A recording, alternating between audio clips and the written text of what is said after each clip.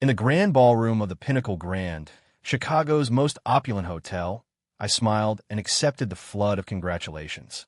Today was the day my company went public, the day we rang the opening bell. To get here, I had given everything. At this very moment, my loving wife, Claire, was gently stroking her stomach, her eyes fixed on me with a soft gaze. But beneath that softness, there was something else, something unreadable. Perhaps it was for the child she was carrying, a child whose father I was not. It didn't matter. You want the company? I'll give it to you. You want the family fortune? It's all yours. Just don't you ever regret it. Once you choose betrayal, the gates of hell swing wide open for you. Mr. Hayes, what are your plans for the company post-IPO? Mr. Hayes, are the rumors true that you're planning a major overseas expansion? I answered each one politely. Thank you, everyone. And now, please enjoy the evening. My wife, Claire, had been by my side the entire time. 5 months pregnant, she played the part of the supportive, graceful spouse to perfection. It would have been a flawless performance if not for the fleeting glances she kept exchanging with the company's COO, Mark Jensen. They were instantaneous, a split-second connection, then they'd look away. But how could I not notice? I frowned slightly. A faint scent of men's cologne lingered on Claire, and I didn't like it. It wasn't my brand. Mark Jensen was smiling, a wide, plastic grin plastered on his face. He was wearing the same cologne. But now wasn't the time to tear down the facade. A game of cat and mouse is always more interesting than simply catching them in the act. After the gala ended, Claire linked her arm through mine, her voice a sweet purr. Ethan, a few of the girls want to get together. I'm just going to stop by for a little while. You go on home. Don't worry, I won't be late, she added, gently smoothing a wrinkle on my shirt. I didn't ask which friends. I didn't ask why they were getting together so late. Liars always have their reasons. It's pointless to question them. I just smiled. But in the space where she couldn't see my eyes, a storm was gathering. I stroked her hair, my voice dripping with manufactured tenderness. Okay, but you're carrying precious cargo now. Don't overdo it. Her expression was as gentle as ever. I won't. I promise it'll be quick. Sitting in the back of the car, I closed my eyes. My mind replayed a montage of laughable moments, a highlight reel of her false affection.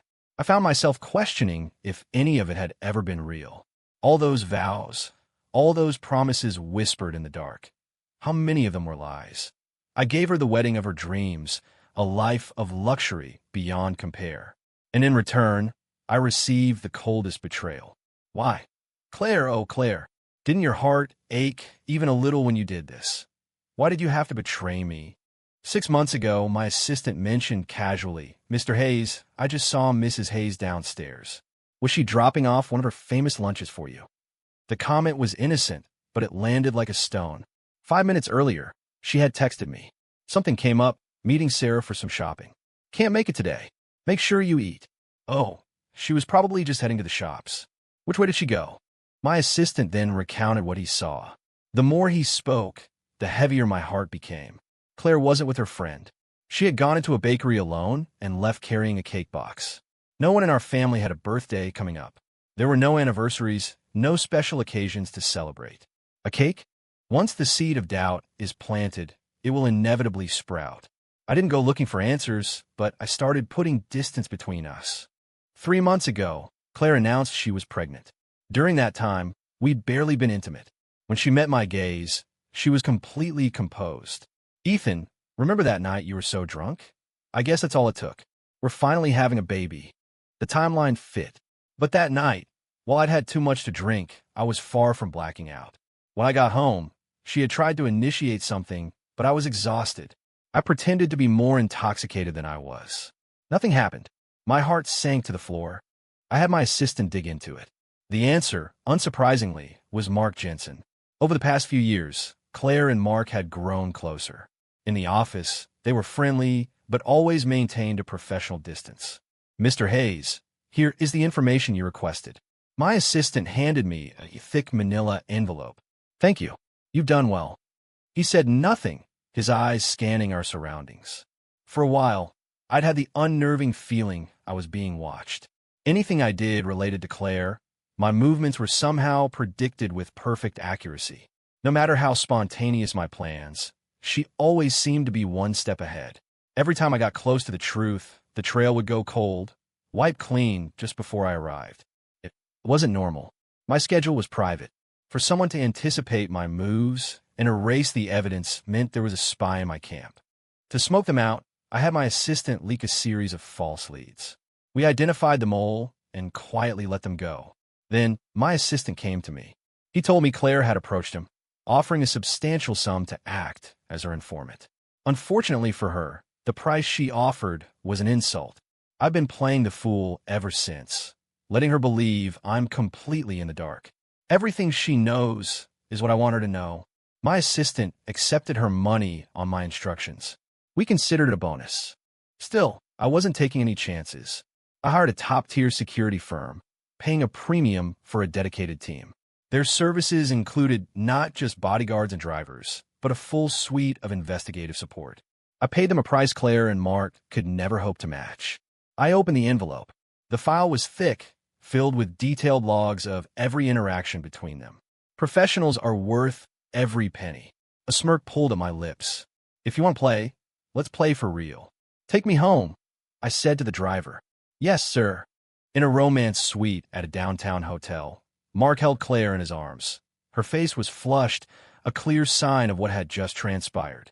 Is the baby okay? We were a little rough, Mark murmured, stroking her belly. Claire giggled, basking in his touch. He's fine. The doctor said he's perfectly healthy. A little fun now, Anne, then is okay.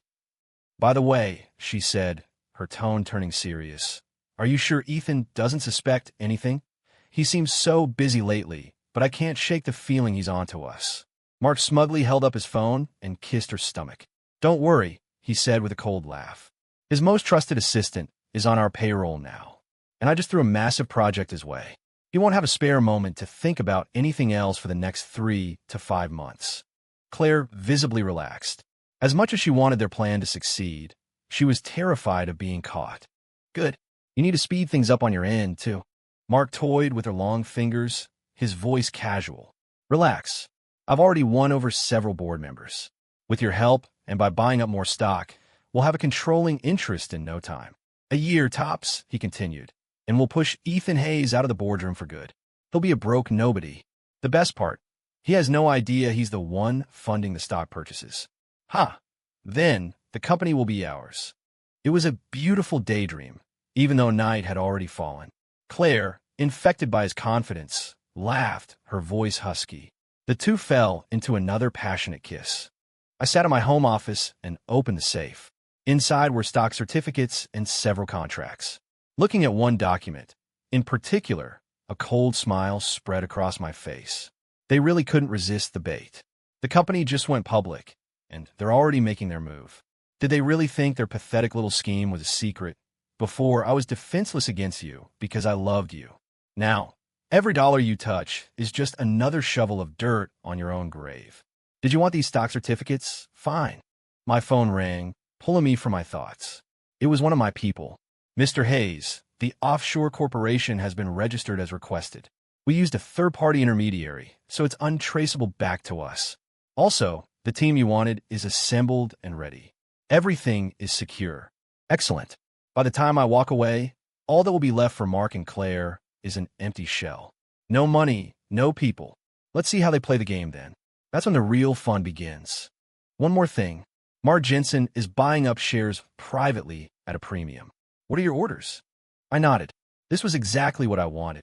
Perfect. Sell him my entire stake at a 20% markup. The night deepened, but sleep was the furthest thing from my mind. In the dark office, the only light was the cherry-red tip of my cigar. All these years. What a joke. Ethan, I'm finally going to be your wife. We'll be together forever, okay?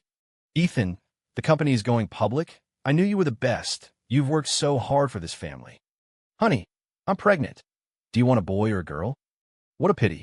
Of all those sweet words, I wonder how many were true. It doesn't matter. Sometimes you just have to trust your gut. As I expected, Claire didn't come home. She sent me a token text message.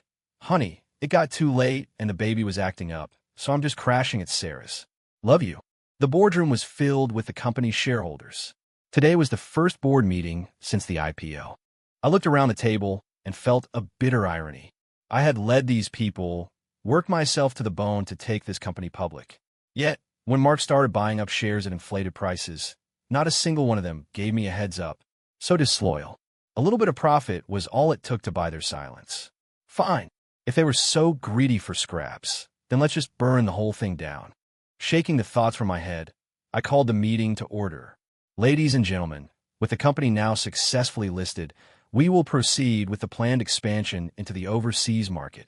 This announcement caused no surprise. It was all part of the established business plan, and today was merely a formality. I scanned the room. What I said next, however, made their jaws drop. I will be personally leading this expansion effort. To that end, I am creating a new position of acting COO to handle all domestic operations in my absence. I propose that our current VP, Mark Jensen, temporarily assume this role. My words hit Mark like he'd just won the lottery. He could barely contain his glee. The position he'd been coveting for years, I had just handed to him on a silver platter. The other board members, naturally, had no objections. As we left the meeting, I clapped him on the shoulder. The company is in your hands, brother. I trust you. Ignoring his fumbling attempts at expressing loyalty, I headed straight for my villa. If we're going to put on a show, we might as well do it right. Let's see who the better actor is. Honey, don't work yourself so hard, Claire said, her eyes red-rimmed as if she were genuinely reluctant to see me go. You can delegate. You're about to be a father, you know. But I didn't miss the flicker of triumphant joy in her eyes. I pulled her into a gentle embrace and whispered reassurances. Claire, I know this isn't fair to you, but it's a critical time for the company. As the majority shareholder, I have to see this through. But I promise, I'll make as much time for you as I can. Call me for anything, and I'll be on the next flight back. Besides, it's just more travel. I'll still be home often. Then I added the finishing touch. And when the baby is born, I promise I'll have a big surprise for him. We stood there, wrapped in a tender embrace, each of us playing our part in a well-rehearsed deception. I stood by the window of the penthouse apartment, swirling a glass of red wine. The apartment wasn't in my name. Claire knew nothing about it. For the foreseeable future, this would be my base of operations. All the pieces were in place. All I needed was the right moment to strike. Since Claire had betrayed me, I had no intention of leaving her a dime. She wanted to transfer assets? I'd help her do it. She wanted to help Mark buy up shares? I'd help with that, too. Those soon-to-be worthless shares were now all sold. Not only had I liquidated all the assets in my own name, but Mark's assets had also found their way under my control. Mr. Hayes, what are your instructions? My assistant looked pleased to see me in good spirits. He'd been with me since the beginning for 8 long years. He was the one person I could trust. How's Mark doing? Is he still playing cards? A cold smile touched my assistant's lips. He's deep in it, sir. We've arranged for him to win just enough to get hooked, but his losses are mounting. He's taken the bait. By my calculations, I had about 6 more months of this charade. Proceed with the plan. We still have a few months to go. Don't let the fish off the hook. Over the next 6 months, I rarely returned to the villa. Claire seldom called. Last month, she gave birth to a big, healthy boy. On the surface, I was overjoyed, but I never once brought up the birth certificate, and she, just as conveniently, never mentioned it either. It was time for the endgame. Standing in the boardroom again after half a year, I felt a wave of nostalgia. Many of the familiar faces were gone. They must have sold their shares to Mark. Just as I took out my report to update the board on my 6 months of progress, Mark cut me off. All right, that's enough. No need to read that. He was practically beaming with self-satisfaction. Mark, watch your tone, I said coolly. I'm still the CEO of this company. You're merely the acting CEO. My comment was met with a round of snickers. Ethan, one of the board members, said, the main item on today's agenda is your removal as CEO. For the past 6 months, Mark chimed in, you've claimed to be expanding overseas, yet you've failed at every turn. Your incompetence has cost this company hundreds of millions of dollars. We've all agreed that you are no longer fit to lead. The other board members watched me like I was a character in a play, their expressions confirming they were all on Mark's side. Perfect. This was exactly what I wanted. Still, I put on a show of disbelief and anger. Mark, do you have any idea what you're saying? My feigned outrage only drew more mockery. Ethan, You leveraged your shares, didn't you? Mark asked, his voice dripping with condescension. I let my face go pale. You're too arrogant, he continued, pressing his advantage. You mortgaged everything for your overseas pipe dream. And as luck would have it, I was the one who bought up all those shares. I am now the majority shareholder. And you are nothing. The board voted. The result was, of course, unanimous. I walked out of the company I built, looking for all the world like a defeated man. When I got back to the villa, Claire had just put the baby to sleep. The sky outside was overcast, matching the grim expression on her face. Ethan, I want a divorce. I looked at her familiar face and managed a pained smile. Claire, why? What's going on between you and Mark? I sat on the sofa, my gaze cold. She didn't speak, simply pushed a document across the coffee table. A divorce agreement. I flipped it open. The terms were simple. They had to be. Over the past year, she had systematically siphoned off every asset she could touch. Our shared marital property was now effectively zero.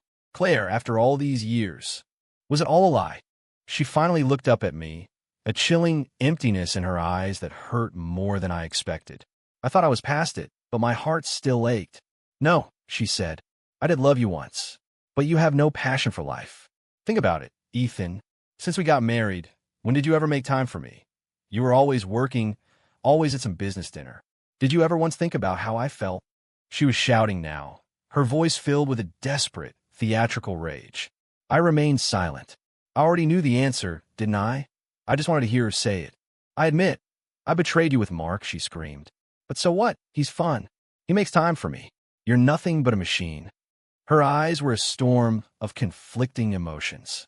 After her outburst, she fell silent, simply pushing the divorce papers closer to me again. You've been planning this for a while, haven't you? The assets are all gone. A clean job. At this, a flash of panic crossed her face. She must have thought she'd covered her tracks perfectly, but she quickly regained her composure. I didn't press the point. I cleanly signed my name. Fine, I'll sign. We'll go our separate ways. Just don't regret this.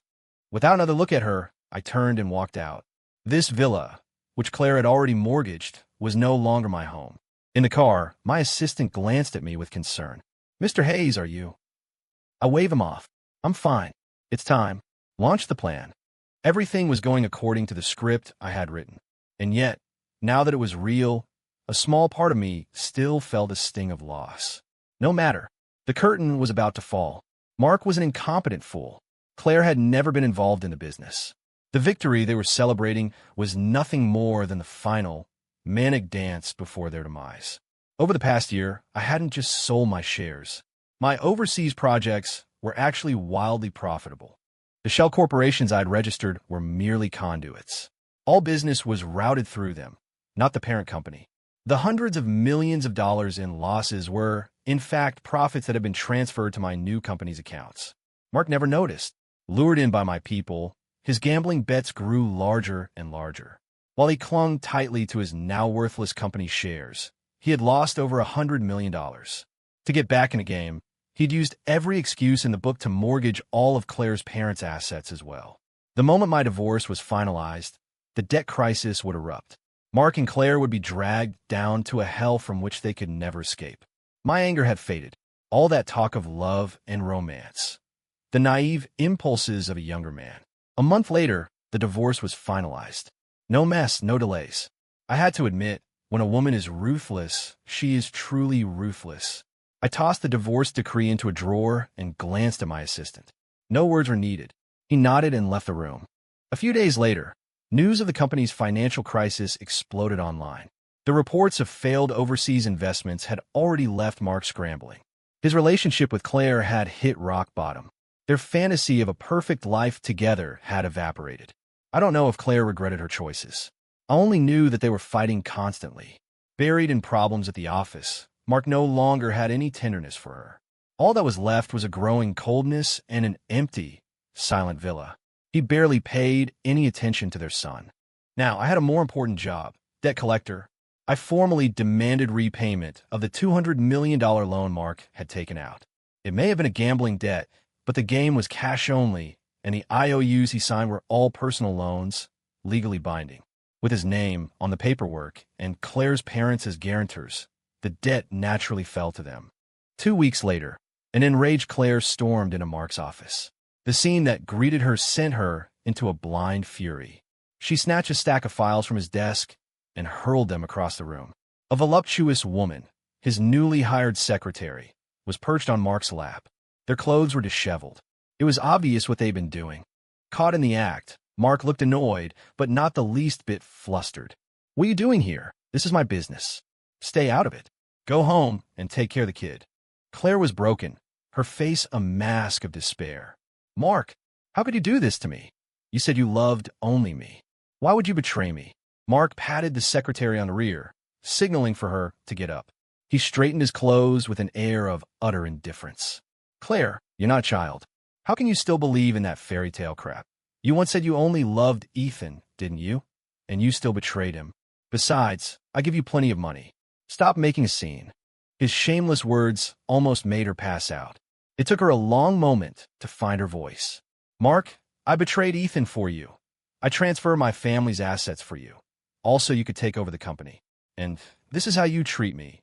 You have a nerve to talk about money. Look around you. The company is about to go bankrupt, and you're here playing around with her and all that money you've been taking from my family. Where did it all go?" Her question made Mark visibly uncomfortable. He was trapped. Who could have imagined that in a few short months, a newly public industry darling would become a laughingstock on the verge of collapse? And he had kept his gambling problem a secret from Claire the entire time. "Claire, I was just stressed. Okay, it was a one-time mistake. I promise it won't happen again. Just give me some time. I'll fix the company's problems." This wasn't a crisis of conscience. He had just remembered that her parents still had some assets that hadn't been mortgaged yet. "Have some shame, Mark. I know exactly what you're thinking, and it's not going to happen. You won't get another penny from my parents." Hearing this, Mark dropped the act. His face twisted into a grotesque snarl. "You bitch! Do you have any idea what you're doing? You're going to bankrupt us." The word bitch was the final blow. Claire's world shattered. She closed her eyes in agony, not hearing another word he said. After a long moment, she opened them again. They were completely devoid of emotion. "I was wrong," she said, her voice hollow. "I never should have left Ethan. Mark, you're going to get what you deserve." She turned and walked away without looking back. Soon, Claire and Mark received a court summons. Her parents were named in the lawsuit as well. "I was done playing games. I filed a suit directly. Mr. Jensen, you've been served. The company that loaned you the money is suing for immediate repayment." His assistant looked like he was about to be sick as he delivered the news. Mark frowned. He was out of personal funds. His only option was to embezzle from the company. "How much cash do we have on hand?"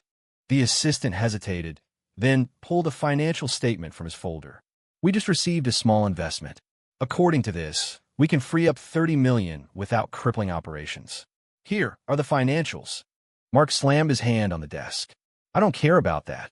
What is the absolute maximum you can get me?" He was past the point of reason, a gambler who had lost everything and was willing to bet the house on one last hand. $180 million. But the company will be insolvent within a week. "And sir, that's a felony." Mark waved him away.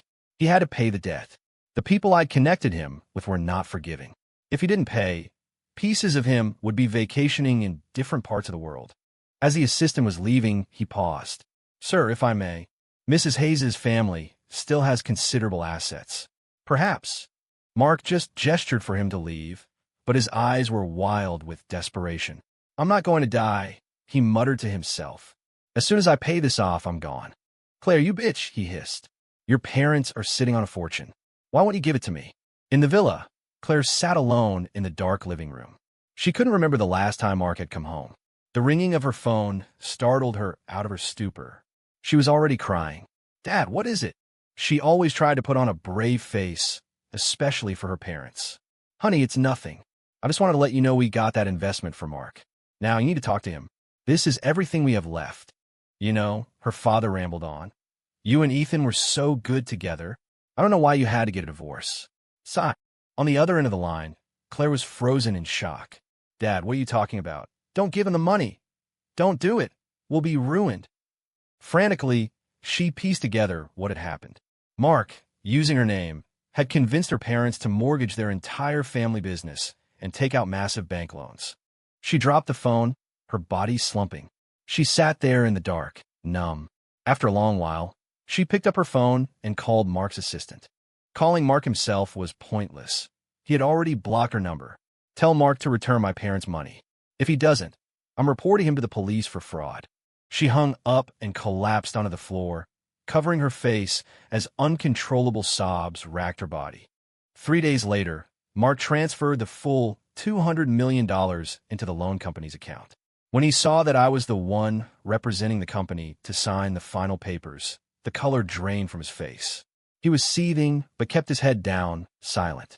He no longer had the capital to challenge me. Claire was there, too, desperate to recover her family's assets. But Mark gave her no opening. When she saw me, and I didn't even grant her a passing glance, she nearly collapsed.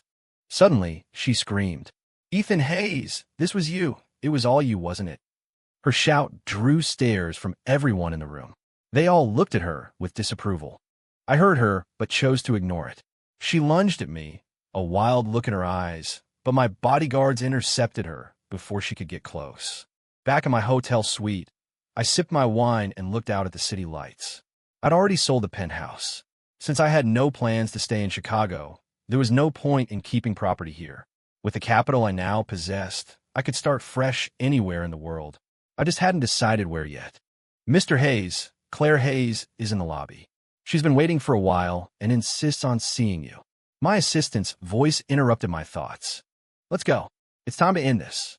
In a hotel lobby, I stood before her, my expression a blank mask. "Miss Shun, you wanted to see me?" I used her maiden name. Her face was a portrait of sorrow. She bit her lip. "Ethan, did you really have to be so cruel?" I let out a short, cynical laugh. "Ms. Shun, that's a strange question. A debt was owed, a debt was paid. It's the way the world works. Mark borrowed the money. I didn't force him. Your family willingly co-signed the loan. I didn't force them either."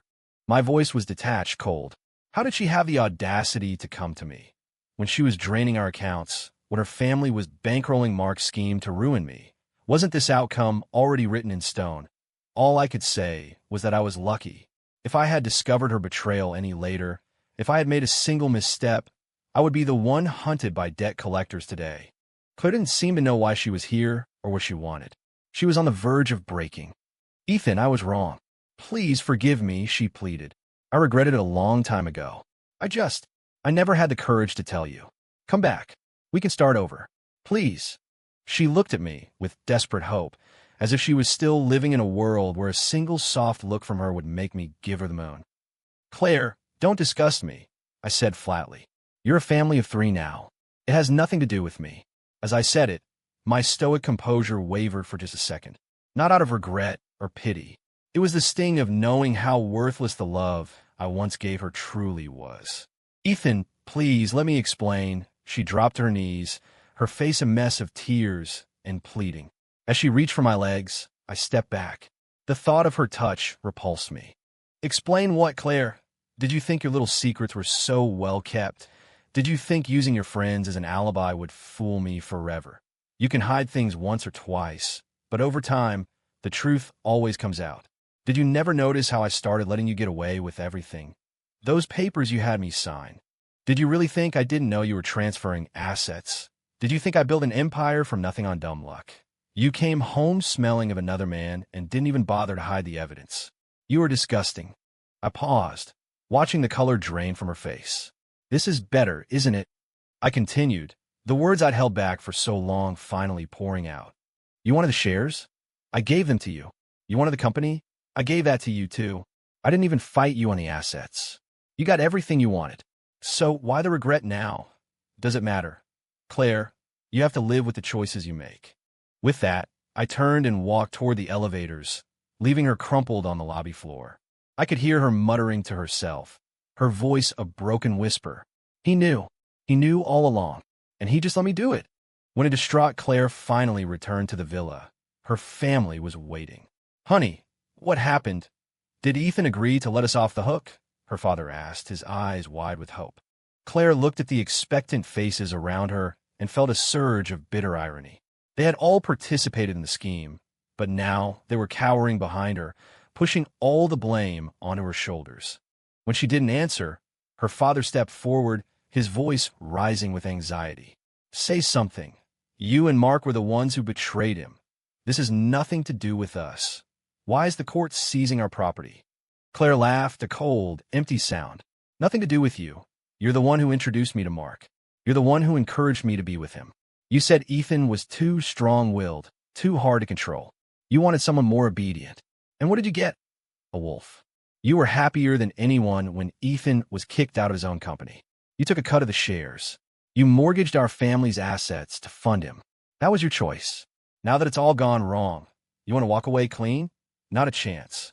Her words nearly gave her father a stroke. He raised his hand, his fingers trembling. You ungrateful child. I'll kill you. But the blow never landed.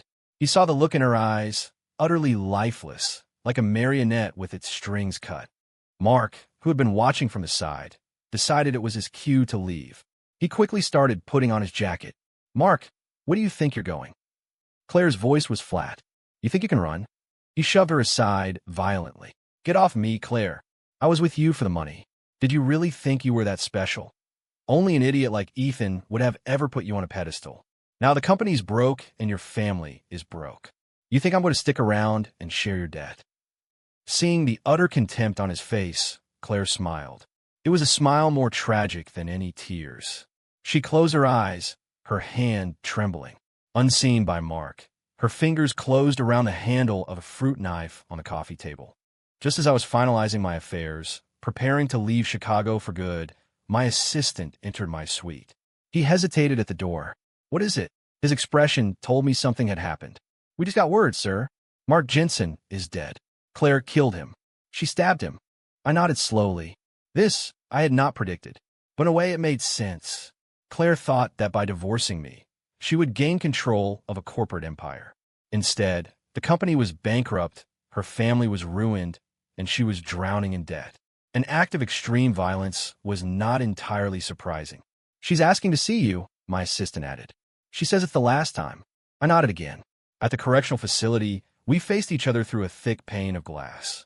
Ethan, she said, her voice weak. You came. Thank you. I didn't respond. I had no interest in empty pleasantries. I was here for one reason, to close this chapter for good. A sad smile touched her lips. Ethan, I'm sorry. I never meant to betray you at first.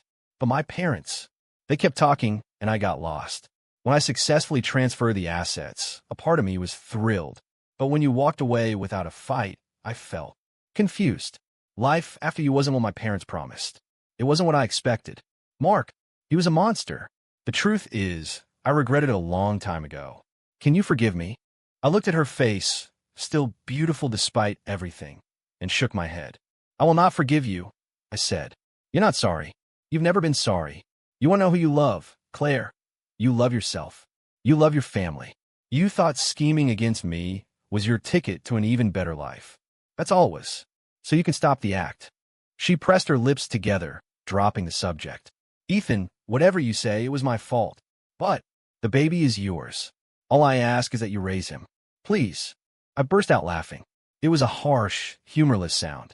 To think that even now, she was still trying to manipulate me. I leaned closer to the glass. Claire, the baby is not mine. Have you forgotten? After he was born, Mark deliberately delayed filing for the birth certificate. He didn't trust you. He knew that after 3 months, a paternity test would be required. You saw the report, didn't you?